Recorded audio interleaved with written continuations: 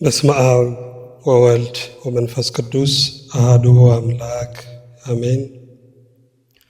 ክቡር አባታችን መልአከ ምሕረት ቀሲስ ሶሎሞን ታረቀኝ የዚህ ታላቅ ደብር አስተዳዳሪ፣ ክቡር አባታችን ቆሞስ አባ ገብረ መስቀል የደብሩ ስብከተ ወንጌል ኃላፊ፣ ላይካነ ምስጢር ስዩማን እግዚአብሔር ዲያቆናት፣ በአርባ በሰማንያ ቀናችሁ አባ አባት ብላችሁ እንድትጮኹ የልጅነትን መንፈስ የተቀበላችሁ ምእመናን ምእመናት ሕፃናትም ጭምር በወደደንና ባፈቀረን እስከ ሞት ድረስ በታመነልን በአንድ ልጁ በጌታችን በኢየሱስ ክርስቶስ ፍጹም ሰላም እንደምንቆያችሁ እንደምንሰነበታችሁ አሜን። ያለ የነበረ ለዘላለም የሚኖር አምላካችን እግዚአብሔር ስሙ የተመሰገነ ይሁን። እንዲሁም የተሰወረ መና ባለበት በንጹሕ የወርቅ መሶብ የምትመሰል ማንም በማይደፍረው ብርሃን ውስጥ የሚኖረውን አምላክ በሆዷ የተሸከመች የመዳናችን ምልክት የእናታችን የድንግል ማርያም ጸጋና ቃል ኪዳን አይለየን። እግዚአብሔር የሰጠን የትምህርታችን ርዕስ እግዚአብሔር መልስ ነው የሚል ይሆናል። ትንቢተ ኢሳይያስ ምዕራፍ 40 ከቁጥር 27 እስከ ፍጻሜ ያለውን የመጽሐፍ ቅዱስ ክፍል ነው ለማየት የምንሞክረው። ቃሉን አንድ ጊዜ አነብላችኋለሁ። ያዕቆብ ሆይ እስራኤልም ሆይ መንገዴ ከእግዚአብሔር ተሰውራለች፣ ፍርዴም ከአምላኬ ያልፋለች ለምን ትላለህ?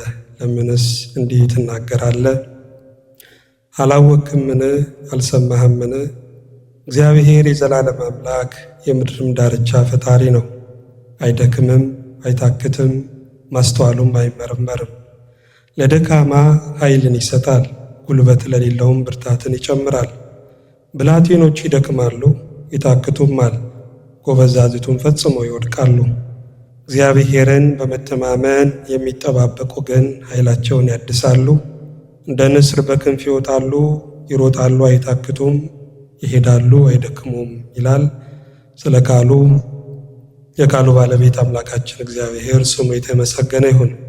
ይህንን ቃል ያጻፈ ሕያው መንፈስ ቅዱስ ነውና የቃሉን ፍቺ ደግሞ እንዲያብራራልን ጥበቃው በዙሪያችን ማዳን በረከቱ በመካከላችን እንዲሆንልን እግዚአብሔር ተናገረ እኔ ደግሞ ሰማው እንድንል ጸጋው እንዲበዛልን ሕልውናው እንዲሰማን ቅዱስ ፈቃዱ ይሆንልን። እንግዲህ ርዕሳችን እግዚአብሔር መልስ ነው የሚል ነው። የሰው ልጅ በብዙ አይነት መንገድ በጥያቄ ውስጥ ሊኖር ይችላል። ጥያቄዎቹም በተለያየ መልኩ ሊመጡ ይችላሉ። የመጀመሪያው ከውጭ የሚመጣ ጥያቄ አለ፣ ከሰዎች የሚመጣ ጥያቄ አለ። ያንን ጥያቄ እንደምንም አደባብሰን ማለፍ ልንችል ይሆናል። ሌላው ግን ከውስጥ የሚመጣ ደግሞ ብርቱ ጥያቄ አለ፣ ከህሊና ከነፍስ የሚመጣ ደግሞ ጥያቄ አለ። ይህንን ጥያቄ መልሱን እስካላገኘን ድረስ ነፍሳችን ህሊናችን በውስጣችን ተደላድሎ መቀመጥ አይችልም። ዛሬ ለምን ይመስላችኋል እግዚአብሔር የለሾች እግዚአብሔር የለም ብለው የሚያምኑ ሰዎች በምድረ በዳው አሸዋ ሲቆፍሩ ለምንድን ነው የሚውሉት ብላችሁ ከጠየቃችሁ ጥያቄ ስላለባቸው ነው። መነሻ ምንድን ነው? ያስገኘ ማን ነው? መጀመሪያ የት ነው የሚል ብርቱ ጥያቄ ስላለባቸው ሲደክሙ እናገኛለን። እግዚአብሔር ግን ለጥያቄዎቻችን ሁሉ በንግግር ብቻ አይደለም። እግዚአብሔር በህልውናው በዙፋኑ በመኖሩ ብቻ እግዚአብሔር ለጥያቄያችን መልስ ነው። አፍሪካውያን የሚሉት ነገር አለ። እጓለ ማውታን ወይም ደግሞ የሙት ልጆች ምንም ጥሩ ቁርስ ቢበሉ ግን ደስተኛ አይደሉም ይባላል። ምክንያቱም ከበሉት ጥሩ ቁርስ በላይ ለነሱ ትልቁ ደስታ ምንድነው ካለን የወላጆቻቸው መኖር ነው። አባት ስላደረገ ስላላደረገ አይደለም። እናት ስለሰጠች ስላልሰጠች አይደለም። አባትና እናት ወላጆች በመኖራቸው ብቻ ደስ ያሰኛል። እግዚአብሔርም ስላደረገልን አይደለም፣ ውለታ ስለዋለልንም አይደለም። እግዚአብሔር በዙፋኑ በመኖሩ ብቻ በእውነት ለጥያቄያችን መልስ ነው። ከቤታችን በድፍረት የምንወጣው እግዚአብሔር እኮ በዙፋኑ ስላለ ነው እንጂ ቀኑ ፍርሃት ሌሊቱ ጭንቀት ነው። በአሁን ጊዜ ያለብንን ችግር እንድንረሳ የሚያደርገን እንኳን እግዚአብሔር ህልውና ነው። እግዚአብሔር አለ የሚባለው ስብከት እንደው ለካህዲዎች ብቻ የሚሰበክ አይደለም፣ ለማያምኑ ብቻ አይደለም፣ ለሚያምኑ ሰዎችም እግዚአብሔር አለ ሲባል እኮ ልብን ይደግፋል ወገኖች፣ ውስጥን ያጽናናል።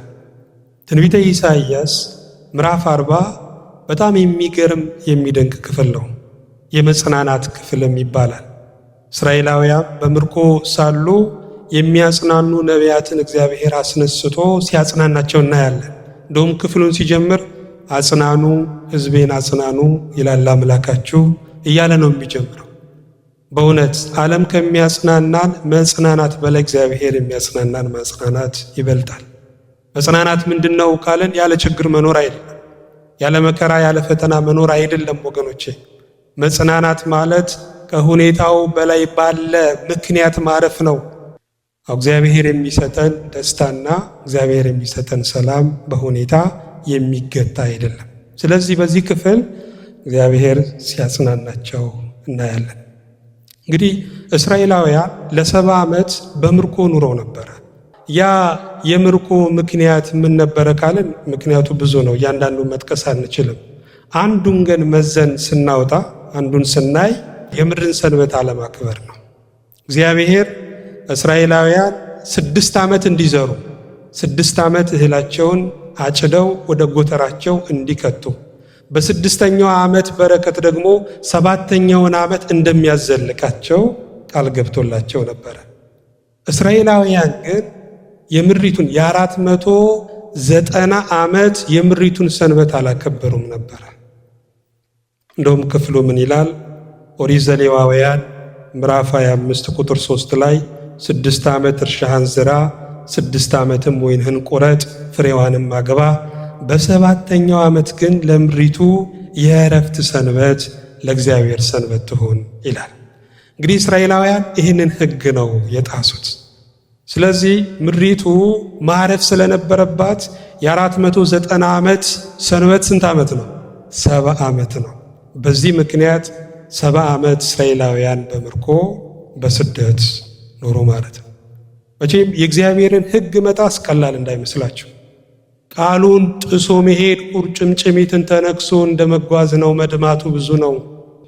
በክርስትና ሕይወት ውስጥ ደግሞ ስታዩ አይደለም እንደው ጉዳትን ጥቅምንም እኮ መተዋለ። ጋብቻ ቅዱስ ነው፣ መኝታው ምንጹ ነው ተብሎ ተጽፏል አይደል? ግን ስለ እግዚአብሔር መንግሥት ሲሉ መልካም የተባለውን ቅዱስ የተባለውን እንኳን ጋብቻ እኮ ይተዋሉ ወገኖች። እግዚአብሔር አትስከሩ ቢል ቢያንስ ጨጓራ እኮ ጤነኛ ይሆናል።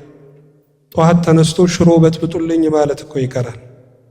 አትግደሉ ቢል እግዚአብሔር ቢያንስ ከመንግሥት ቅጣት እንኳን እንተርፋለን። አታመንዝሩ ቢል እግዚአብሔር ከዝሙት በሽታ እንጠበቃለን።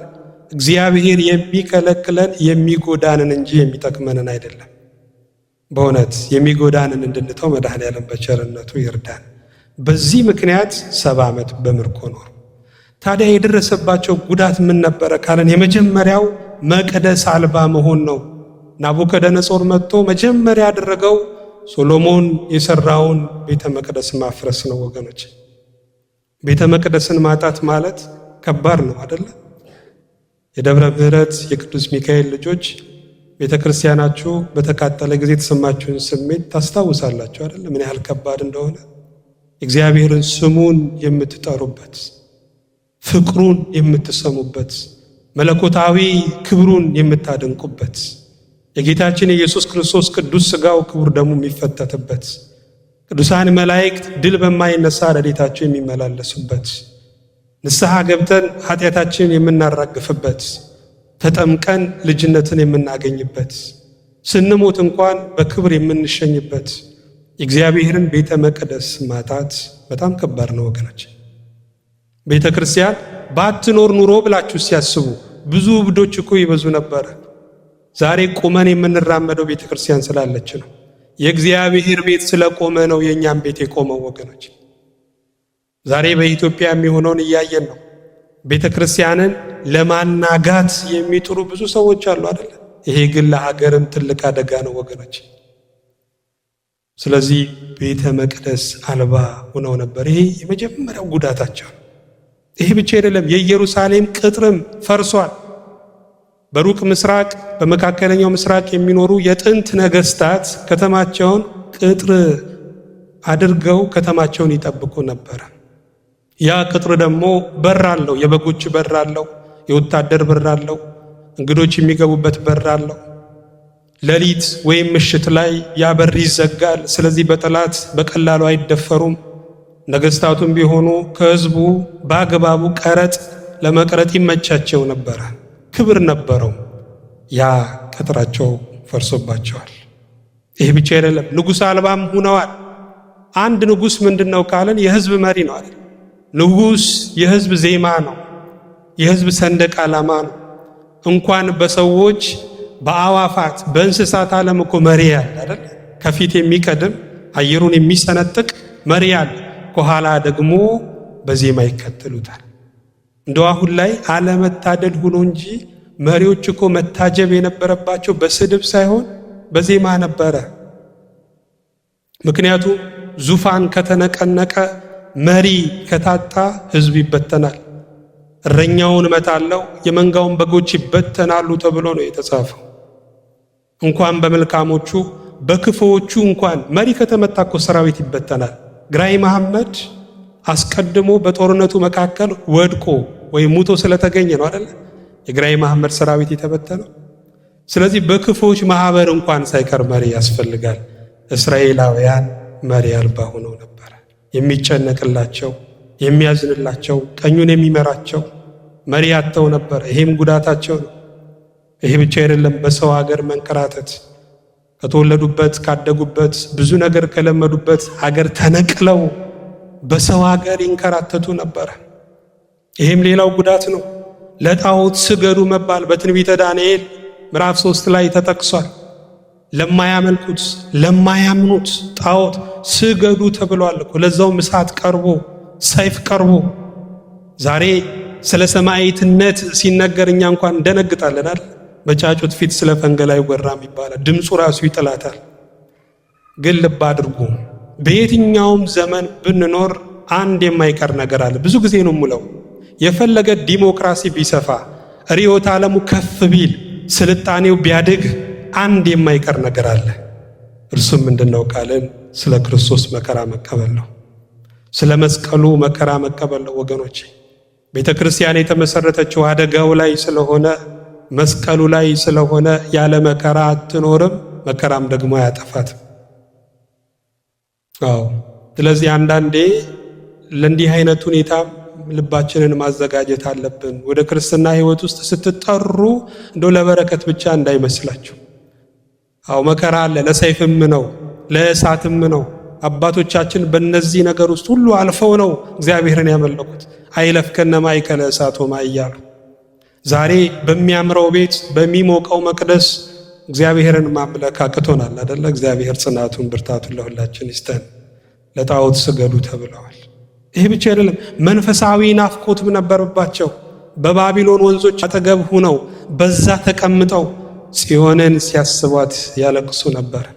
በጽዮን የነበረውን ሥርዓተ አምልኮ፣ መንፈሳዊውን ዜማ፣ የዕጣኑን ሽታ ሲያስታውሱ በናፍቆት ይቃጠሉ ነበር። ወገኖች እስራኤላውያን በባቢሎን ምናልባት ጥሩ ምግብ ሊበሉ ይችላሉ፣ ደልቷቸው ተመችቷቸው ሊሆን ይችላል።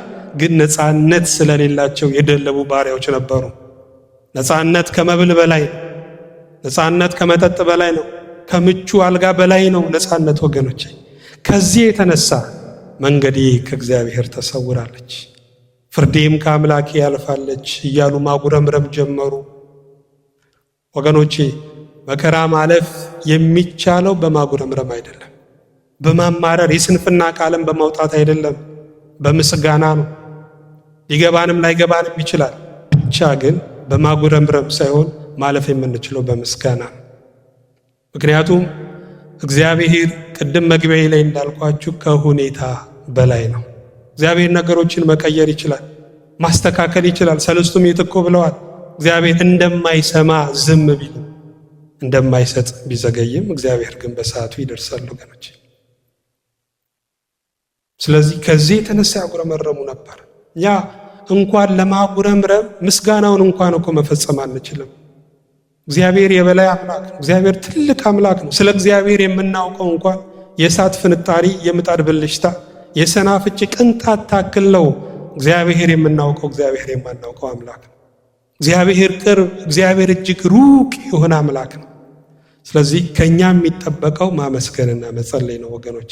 ፍረድ ባትሉትም እግዚአብሔር በሰዓቱ ይፈርዳል።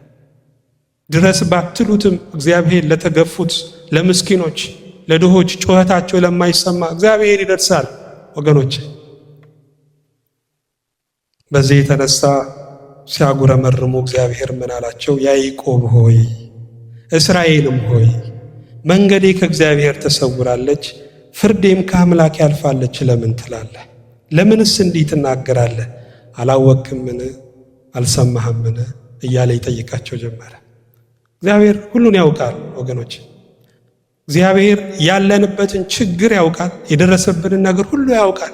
ማግኘት ማጣታችንን፣ መውደቅ መነሳታችንን፣ መታሰር መፈታታችንን እግዚአብሔር ያውቃል። መቼም አሁን ቤተ ክርስቲያናችን ትልቅ መከራ የወደቀባት ጊዜ ነው አይደለ? በእውነት ለቤተ ክርስቲያን ይህ አይገባም ነበር።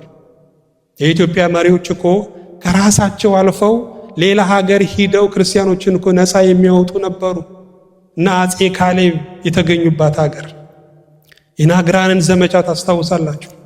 ክርስቲያኖችን እንዴት ነፃ እንዳወጡ። በግብፅ እንኳን የሚኖሩ ክርስቲያኖች መከራ ሲደርስባቸው የጥንቱ ነገስታት አባይን እንገድባለን እያሉ እየፎከሩ እኮ ያንን መከራ ያስቆሙ ነበር። አፄ ቴዎድሮስንም ብናስብ የአፄ ቴዎድሮስ ዋና ዓላማ ኢትዮጵያን አንድ ካደረጉ በኋላ ኢየሩሳሌምን እኮ ነፃ የማውጣት እኮ እቅድ ነበራቸው። በሰዓቱ ኢየሩሳሌም በኦቶማን ቱርክ ትሰቃይ ነበር። የአባቶቼን ርስት ነፃ አውጣለሁ ብሎ ለንግስቲቷ ለቪክቶሪያ እኮ ደብዳቤ እንደጻፈ ታሪክ እኮ ይነግረናል ወገኖቼ። ታጠቅ ብሎ ፈረስ፣ ካሳ ብሎ ስም፣ አርባርብ ይሸበራል ኢየሩሳሌም የተባለው እኮ ለዛ ነው ወገኖች። ነፃ የማውጣት እንኳን እቅድ ነበራቸው። እነዚህ መሪዎች፣ እነዚህ አባቶች በነበሩባት ሀገር ዛሬ ክርስቲያኖች በማህተባቸው እየተለቀሙ ሲገደሉ በእውነት በጣም ያሳዝናል፣ ያሳዝናል። እግዚአብሔር ግን ይፈርዳል። ክፍሉ ምን ይላል? እግዚአብሔር የዘላለም አምላክ የምድርም ዳርቻ ፈጣሪ ነው። አይደክምም፣ አይታክትም፣ ማስተዋሉም አይመረመርም። ለደካማ ኃይልን ይሰጣል፣ ጉልበት ለሌለውም ብርታትን ይጨምራል። ብላቴኖች ይደክማሉ ይታክቱማል፣ ጎበዛዝቱን ፈጽመው ይወድቃሉ። እግዚአብሔርን በመተማመን የሚጠባበቁ ግን ኃይላቸውን ያድሳሉ አላቸው። እንግዲህ መልሱ ይሄ ነው። ዛሬ በብዙ ጥያቄ ውስጥ ያላችሁ ሰዎች ልትኖሩ ትችላላችሁ። ይሄ የእግዚአብሔር ሕልውና የባህሪው መገለጫ መልስ ይሆናችሁ። የመጀመሪያው መልሱ ምን ነበረ? እግዚአብሔር የዘላለም አምላክ ነው። እሱ አልጀመረምና አይጨርስም። መጀመሪያ የሌለው መጀመሪያ፣ መጨረሻ የሌለው መጨረሻ ነው። መጀመሪያን ያስጀመረ አልፋ፣ ለመጨረሻም ድንበር ያደረገው ኦሜጋ ነው። እግዚአብሔር የዘላለም አምላክ ነው። ከጥንት ዘመናት በፊት በአምላክነቱ ሲያበራ የኖረ አምላክ ነው። ስለዚህ ምን እያላቸው ነው? ችግራችሁ ጊዜያዊ ነው፣ መከራችሁ ጊዜያዊ ነው፣ ፈተናችሁ ጊዜያዊ ነው፣ የምታመልኩት አምላክ ግን ዘላለማዊ ነው እያላቸው ነው ወገኖች። ኢዮብ በመጽሐፈ ኢዮብ ምዕራፍ 7 ላይ እኮ ተናግሯል። የሰው ሕይወቱ በምድር ላይ ብርቱ ሰልፍ ነው የሚለው። በምድር ነው ያለው፣ በሰማይ አይልም። ስለዚህ ምድርን አልፎ ሰማይ የሚገባ መከራ የለም ማለት ነው። ሁሉም ያልፋል፣ ሁሉም ገደብ አለው፣ ሁሉም ማብቂያ ያለው፣ ማብቂያ የሌለው መድኃኔዓለም ብቻ ነው። ገደብ የሌለው የምታመልኩት ጌታ ክርስቶስ ብቻ ነው ወገኖች። እግዚአብሔር እኮ ታላላቅ ገደቦችን፣ 2 ገደቦችን አስቀምጧል። የመጀመሪያው ለግል ፈተናችን ሞት የተባለ ገደብ አስቀምጧል። አንዳንድ ጊዜ ሞትን በእግዚአብሔር መታሰብ ነው። ለጃጀው፣ ለተረሳው፣ በህመም ለሚሰቃየው እኮ ወገኖች ሞትን መታሰብ ነው። ስለዚህ ሞት የተባለ ገደብ አስቀመጠ። ለዓለሙ ለጠቅላላው ችግር ደግሞ ዳግም ምጽአት የተባለ ገደብ አስቀምጧል እግዚአብሔር። ስለዚህ ሁሉም ገደብ አለው ማለት ነው ወገኖች። እኛ አይመስለንም፣ ያሉት የሚያልፉ ያለፉትም ያለፉ አይመስለንም። እግዚአብሔር ግን በዙፋኑ ላይ ተቀምጦ ሁሉን የሚያሳልፍ አምላክ ነው። ስለዚህ የመጀመሪያው መልስ እግዚአብሔር የዘላለም አምላክ ነው የሚል ነው። ይሄ ብቻ አይደለም፣ የምድርም ዳርቻ ፈጣሪ ነው አላቸው። እግዚአብሔር ምልኡ በኩለሄ ነው፣ በሁሉ ቦታ የሚገኝ አምላክ ነው። እግዚአብሔር የሚታጣበት ስፍራ የለም። ንጉሥ ቢቆጣ ከሀገር ይወጣል አይደል? አባወራ ቢቆጣ ከቤት ይወጣል። እግዚአብሔር ቢቆጣ ወዴት ይኬዳል? ቤተ መንግሥት ብንደበቅ፣ ዋሻ ውስጥ ብንገባ ከእግዚአብሔር ማምለጥ አንችልም። ከመንፈስ ወዴት ይሄዳለሁ ብሏል ዳዊት። ከፊትስ ወዴት እሸሻለሁ? ወደ ሰማይ ቦታ አንተ በዛለህ፣ ወደ ሲኦል ቦርድ አንተ በዛለህ። እንደ ንስር ክንፍ ተሰጥቶኝ ወሰረርኩ እስከ ማይለቅተ ባህር ነው የሚለው። ባህሪቷ እስክትፈጸም ድረስ ብበርር እጅ ትመራኛለች፣ ቀኝህም ትይዘኛለች ብሏል። ስለዚህ ለእግዚአብሔር የሚርቅ የምድር ጥግ የለም ወገኖች። እግዚአብሔር በሁሉ ቦታ አለ። እስራኤላውያንን እኮ የወቀሳቸው ለዛ ነው። ቤተ መቅደሱን ቆልፈው ሲሄዱ በእግዚአብሔር ላይ የዘጉበት የቆለፉበት ይመስላቸዋል። ስለዚህ ሰማይ ዙፋኔ ነው፣ ምድርም የእግሬ መረገጫ ነው፣ ለእኔ ምን አይነት ቤት ትሰሩልኛላችሁ? እኔን ወስኖ እኔን ገድቦ የሚይዝ ምን አይነት ቤት ትሰሩልኛላችሁ? ስለዚህ ልዑል የሰው እጅ በሰራው ተወስኖ አይኖርም አላቸው። ስለዚህ እግዚአብሔር ከቤተ መቅደስም ያልፋል ማለት ነው። ወደ ቤት ይመጣል፣ በልባችን ይላወሳል ወገኖች።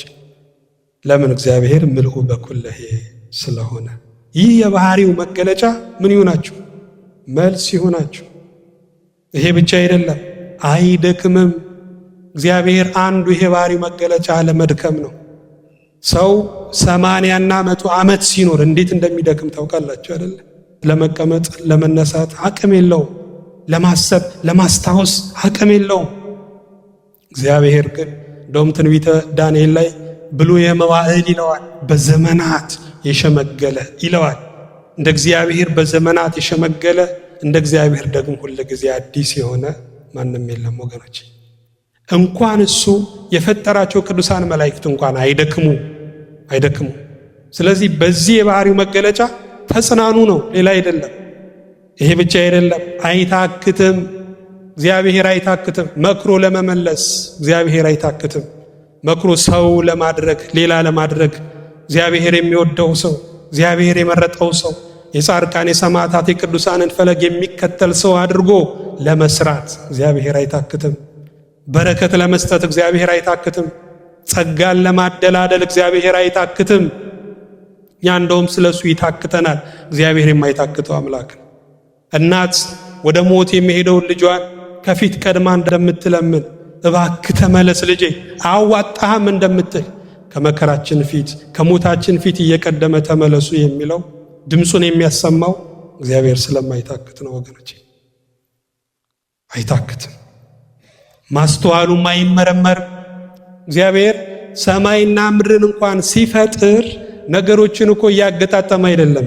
ሰማይና ምድር ነይ እያለ ፀሐይ፣ ጨረቃ፣ ከዋክብት ኑ እያለ በቃሉ ነው እግዚአብሔር የፈጠረው።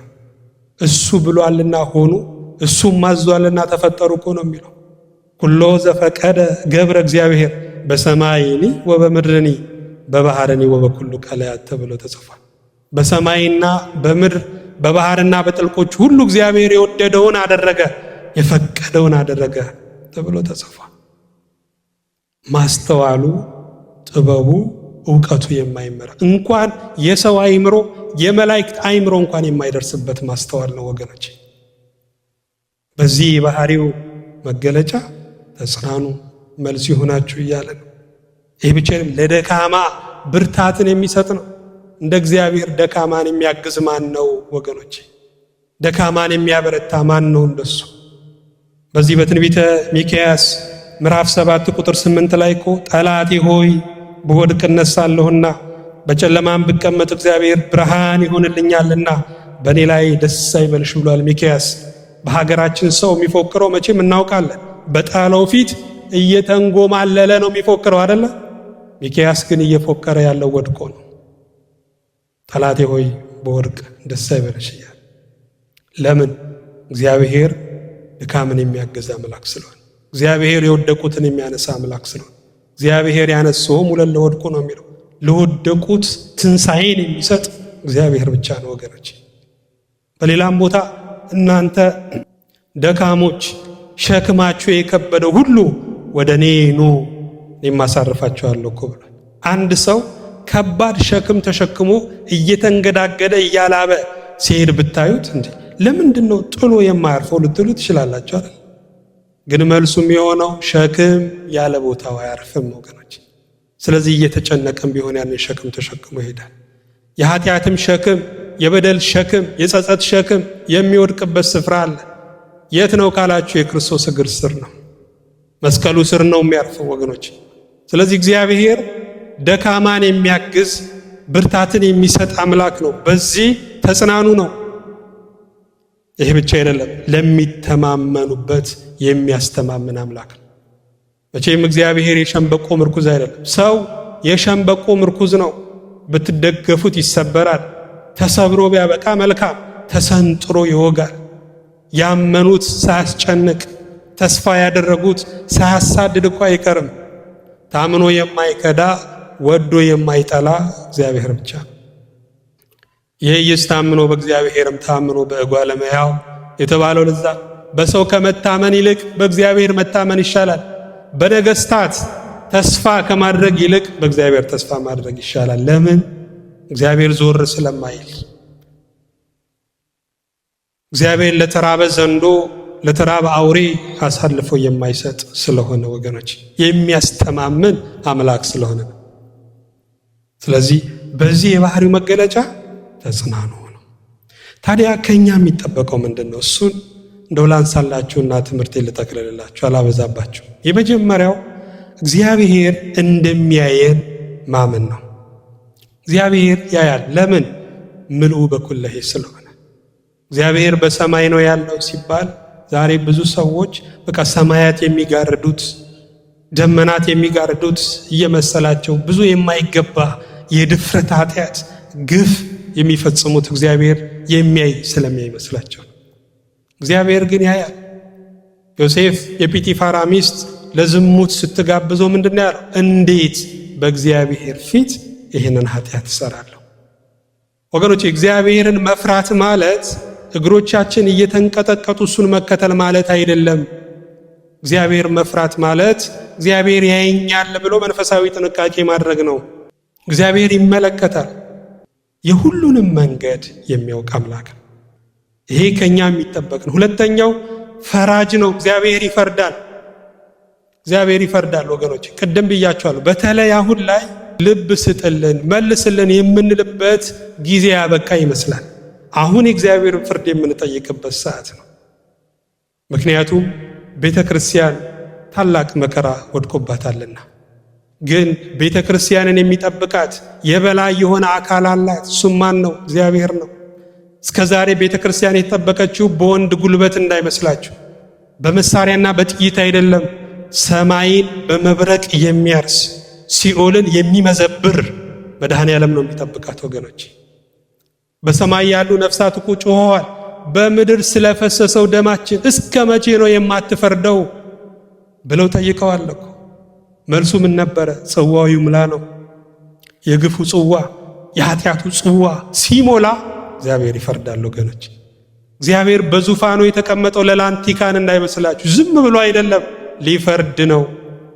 ደግሞ በአንዲት አገር ላይ ደም እስከፈሰሰ ድረስ ትውልዱ ዋጋ ይከፍላል። ምክንያቱም ደም ወደ እግዚአብሔር ይጮሃል፣ ፍረድልኝ ይላል እኮ ወገኖች። ደም የፈሰሰበት መሬት እህል እንኳን እንደማያበቅል ይነገራል። ቢያንስ 10 ዓመት ይፈልጋል። እግዚአብሔር ስለፈሰሰው ደም፣ ስለ ጮሁት ሕፃናት፣ አንገታቸው ስለታረደ ክርስቲያኖች እግዚአብሔር የሚፈርድበት ጊዜ ያለ ወገኖች። ስለዚህ የእግዚአብሔርን ፍርድ አስቡ። ይግባኝ የሌለውን ፍርድ ነው እግዚአብሔር የሚፈርደው። ፍርድህን እንደ ቀትር ፀሐይ ያወጣል ተብሎ እኮ ተጽፏል። መዝሙረ ዳዊት መዝሙር 34 ላይ የቀትር ፀሐይ ካያችሁ መሃል አናት ላይ ነው የሚወድቀው። ግርዶሽ የለውም፣ ጥላ የለውም። እግዚአብሔርም ሲፈርድ ልክ እንደዛው በትክክል ነው የሚፈርደው። የእግዚአብሔር ፍርድ አይነቀፍም፣ አስተያየት እንኳን አይሰጥበትም። ከኃይለኛው ከእግዚአብሔር እጅ በታች መውደቅ ደግሞ እጅግ ከባድ ነው ወገኖች። ስለዚህ እግዚአብሔር እንደሚፈርድ እንዳትረሱ። ይሄ ብቻ አይደለም፣ ሌላው ማመን ደግሞ ያስፈልጋል። ከኛ ማመን ክፍሉ ነው የሚለው ብላቴኖች ይደክማሉ ይታክቱማል፣ ብላቴኖች የተባሉት ሕፃናት ናቸው። ሕፃናትን ካያችሁ የሚደክሙ እኮ አይመስሉ። አንዴ ወንበር ላይ ሲወጡ፣ አንዴ አልጋ ስር ሲገቡ። እኛ እንደነሱ ለመሆን ብንሞክር ልባችን ጧ ብሎ ነው የሚፈነዳው። ሕፃናት ግን ምን ይላሉ? ይደክማሉ እያለ ነው። ብላቴኖች ይደክማሉ፣ የሚደክሙበት ደግሞ ሰዓት አለ። ጎበዛዝቱን ፈጽመው ይወድቃሉ። ጎበዛዝት የተባሉት ወጣቶች ናቸው። ጎልማሳዎች፣ ጉልበት አለኝ የሚሉ ጡንቻ አለኝ የሚሉ እነሱም ፈጽመው የሚወድቁበት ጊዜ አለ። እግዚአብሔርን በመተማመን የሚጠባበቁ ግን ኃይላቸውን ያድሳሉ ይላል። ስለዚህ እግዚአብሔርን በመተማመን ጠብቀን የምናገኘው ነገር ከሕፃናት ብርታት ከጎበዛዝት ጥንካሬ በላይ የሆነውን ነው።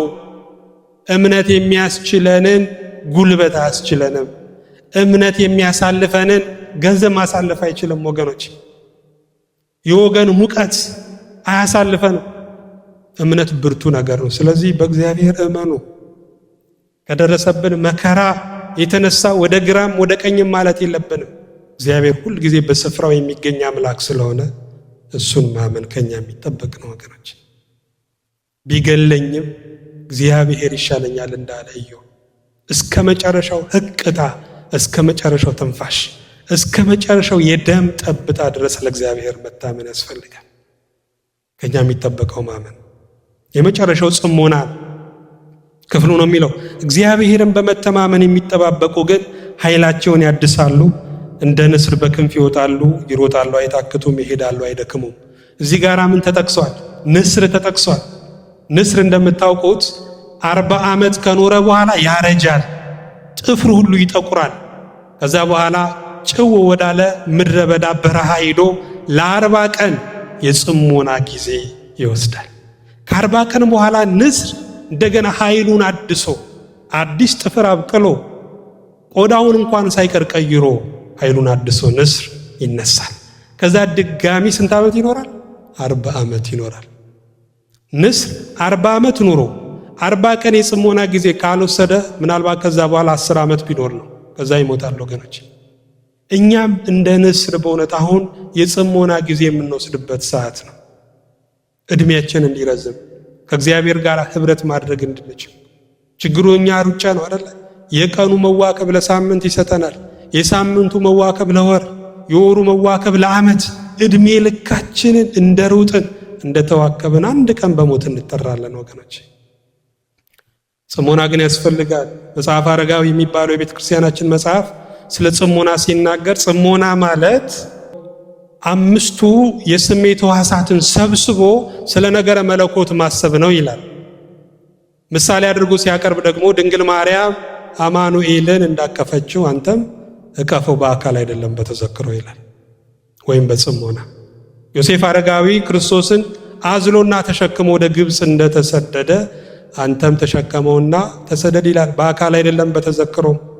5 ገበያ ሕዝብ በ5 ቂጣ በ2 ዓሣ ሲመግብ አንተ ሰፌድ ይዘ አድል ይላል፣ በአካል አይደለም በተዘክሮ። ያንን የመከራ ተራራ ቀራንዮንን መስቀል ተሸክሞ ሲወጣ አንተም መስቀል ተሸክመ ውጣ፣ በአካል አይደለም በተዘክሮ። እጁን ለሕማም ሲዘረጋ አንተም እጅን ዘርጋ፣ አንገቱን ሲደፋ አንተም አንገትን ድፋ ይላል፣ በአካል አይደለም በተዘክሮ። ስለዚህ ጽሞና ማለት እንደው ጸጥ ረጭ ብሎ መቀመጥ ሳይሆን ስለማን ማሰብ ነው? ስለ እግዚአብሔር ማሰብ ነው። ያኔ ከእግዚአብሔር ጋር ህብረት ማድረግ ትችላላችሁ። ኤልያስን ታስታውሳላችሁ። ወደ ደብረ ኮሬብ ወደ እግዚአብሔር ተራራ በሄደ ጊዜ ምን ሆነ ነው የሚለው? ታላቅ የሆነ አውሎ ንፋስ ተነሳ። እግዚአብሔር ግን በንፋስ ውስጥ አልነበረም ይላል። ከንፋሱ በኋላ የምድር መናወጥ ሆነ። እግዚአብሔር ግን በምድር መናወጥ ውስጥ አልነበረም ይላል። ከምድር መናወጥ በኋላ እሳት ሆነ። እግዚአብሔር ግን በእሳት ውስጥ አልነበረም ይላል። ከእሳቱ በኋላ ትንሽ ዝምታ ሆነ። በዛ ጊዜ ኤልያስ ሆይ በዚህ ምን ትሰራለህ የሚል የእግዚአብሔርን ድምፅ ሰማ። ስለዚህ ዛሬም ንፋስ በተባለ ወሬ፣ የምድር መናወጥ በተባለ መዋከብ፣ እሳት በተባለ ስሜታዊነት ውስጥ ሆነን የእግዚአብሔርን ድምፅ መስማት አንችልም።